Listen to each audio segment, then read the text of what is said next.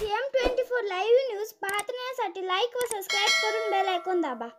CM24 live news मध्ये आपलं स्वागत आहे। पाहूया आजच्या काही ठळक घडामोडी। नमस्कार, आपण पाहतात सामान्य जनतेचा आवाज नांदेड CM न्यूज।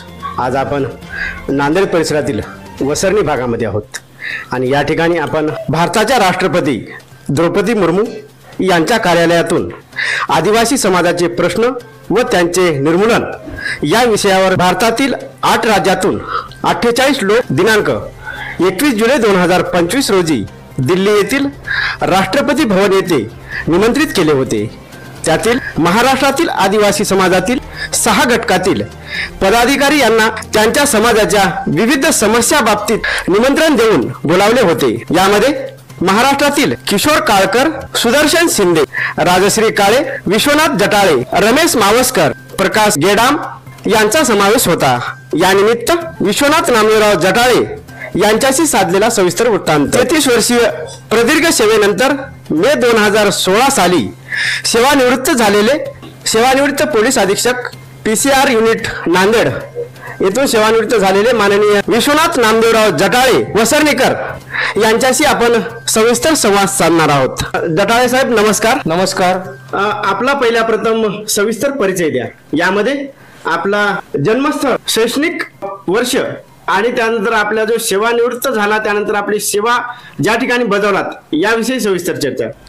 मी जन्मगाव वसरणी आहे।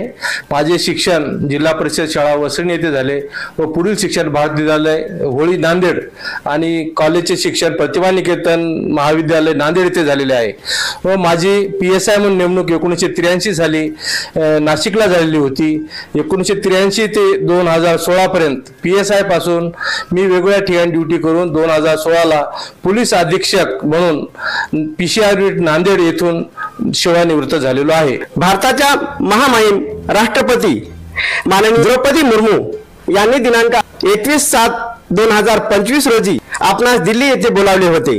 याचे नेमके काय कारण होते? आदिवासी समाजाच्या समस्या व त्याचे निर्मूलन करण्यासाठी काही प्रतिष्ठित अधिकारी जे IPS, IAS, SP रँकचे आहेत किंवा फॉरेस्टचे मोठे अधिकारी आहेत, जज, कुलगुरू अशा एकूण 48 लोकांना बोलवले होते आणि त्या समस्याचे निराकरण करण्यासाठी आमचा प्रगतीशील सेवेचा जो अनुभव आहे त्या अनुभवाचा एकदम गरीब आणि वंचित समाजाला कसा फायदा होईल या दृष्टिकोनातून मॅडमने आम्हाला बोलवले होते। आपण भारताच्या राष्ट्रपती द्रौपदी मुर्मू यांच्यासोबत आपली चर्चा झाली, त्यानंतर आपला संवाद देखील काही वेळ त्यांच्याशी झाला, त्यानंतर आपण त्यांच्यासोबत चर्चा देखील केलात, तर याबद्दल काय सांगणार आपण? आमचा योग असा की राष्ट्रपती भवन मध्ये आमचे सर्वांचे भोजन झाल्यानंतर मॅडमचा टेबल, आमचा टेबल जो होता नेमका समोर आम्ही आल्यामुळे मॅडमने एक प्रश्न विचारला की तुमको यहाँ आके कैसा लग रहा है।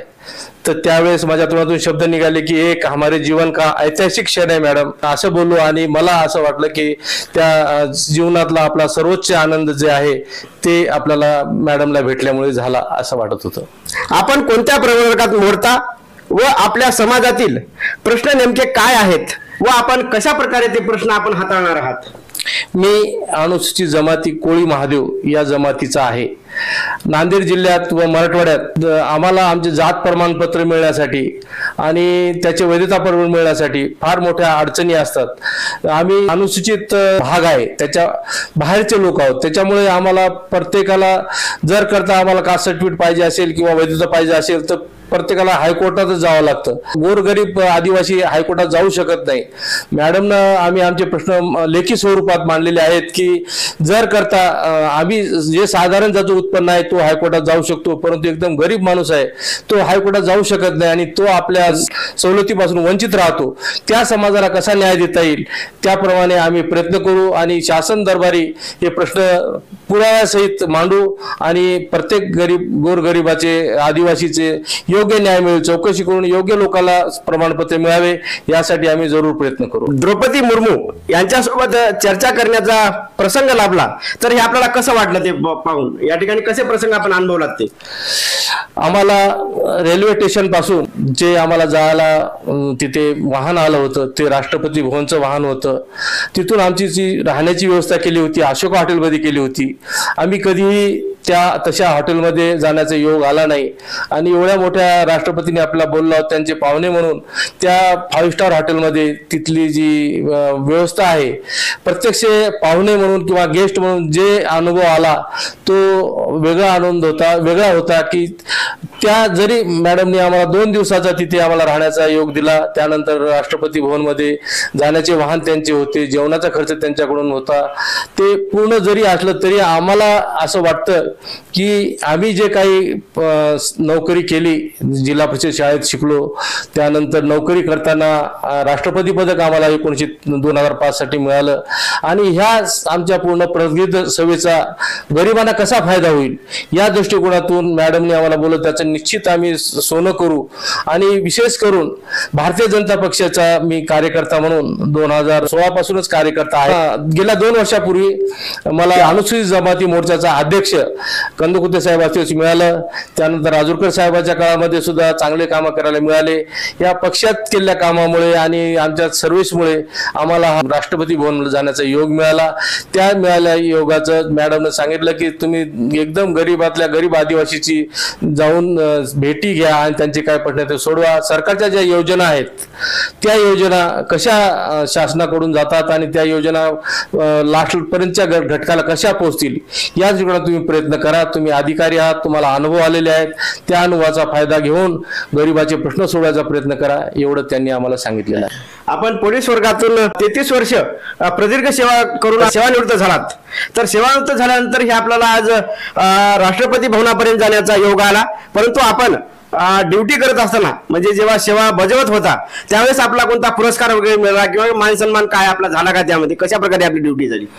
मला 3 प्रकारचे मान सन्मान मिळाले. पहिलं पोलिसाचं हार्डवर्क गडचिरोली जिल्ह्यामध्ये 3 वर्ष केल्यामुळे एक पदक मिळतं, गडचिरोली जिल्ह्यामध्ये केल्यामुळे ते एक पदक मिळालेलं आहे आणि त्यानंतर राष्ट्रपतीचा पुरस्कार मिळालेला आहे.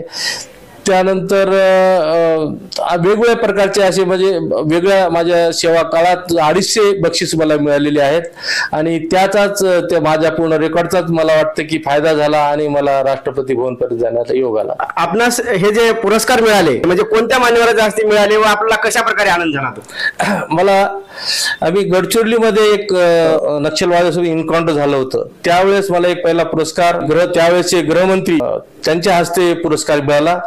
त्यानंतर राष्ट्रपती पुरस्कार जे 2005चा मिळाला ते त्यावेळेस अब्दुल कलाम साहेब राष्ट्रपती होते, परंतु राजभवनमध्ये कृष्णा साहेब हे राज्यपाल होते, त्यांच्या हस्ते राजभवनमध्ये आमचा सत्कार करण्यात आला होता. अतिशय चांगल्या प्रकारे आपण सेवा बजावलात. आपल्याला राष्ट्रपती भवनात देखील जाण्याचा संधी मिळाली.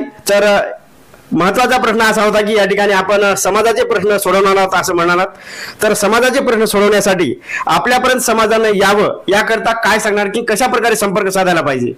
नाही, समाजाचे लोक याची आवश्यकता नाही, आपणच स्वतः होऊन डोर टू डोर जाऊन आता इथं पब्लिकचे संपर्क साधावा लागणार आहे, साधवा. आणि ज्यांचे तक्रारी आहेत, ज्यांचं काम होत नाही, त्यांना काय अडचण येतात ते बरोबर आपले संपर्क साधतात. भारतीय जनता पक्षातर्फे मी काम करत असल्यामुळे प्रत्येकाच्या डोर टू डोर आता इलेक्शनच्या ह्याच्यात आम्ही प्रचार केला, त्यांच्याकडे गेलो. प्रत्येकाच्या माझ्या भागातले जे वसरणी, शंकरनगर हे जे भाग आहे, रहीमपूर, या भागामधल्या प्रत्येक कर्मचारी पब्लिकला ओळखतो, कोणाच्या काय अडचणी त्या माहिती आहेत. आता त्याचे प्रश्न कसे सोडवायचे, कशा मार्गाने सोडवायचे त्याप्रमाणे मी जरूर प्रयत्न करेल. आपण नांदेड शहरातील अतिशय छोट्या वस्तीमध्ये म्हणजे वसरणीमध्ये राहता, सामान्य कुटुंबातून आहात, पण सामान्य कुटुंबातून आज गल्लीपासून ते दिल्लीपर्यंत म्हणजे राष्ट्रपती भवनात जाण्यापर्यंतचा योग आला.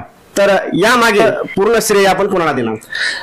खरं श्रेय मी माझ्या आई वडिलांना देतो की त्यांनी माझ्यासाठी प्रयत्न केले. शाळेचे शिक्षण एकदम आम्ही गरीब परिस्थितीतून असल्यामुळे आई वडिलांनी आम्हाला जे मार्गदर्शन केलं, जे आमचे संस्कार घडले त्यांचे आहेत.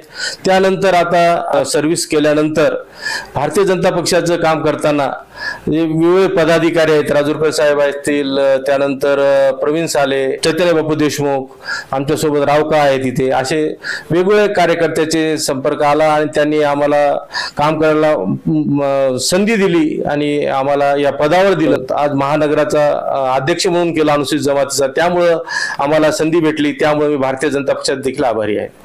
या ठिकाणी आपण सेवानिवृत्त पोलीस अधीक्षक PCR युनिट नांदेड येथून सेवानिवृत्त झालेले माननीय विश्वनाथ रामदेवराव जटाळे वसरणीकर यांच्याशी आपण संवाद साधलात। या ठिकाणी CM न्यूज साठी संजय कुमारजी गायकवाड, धन्यवाद।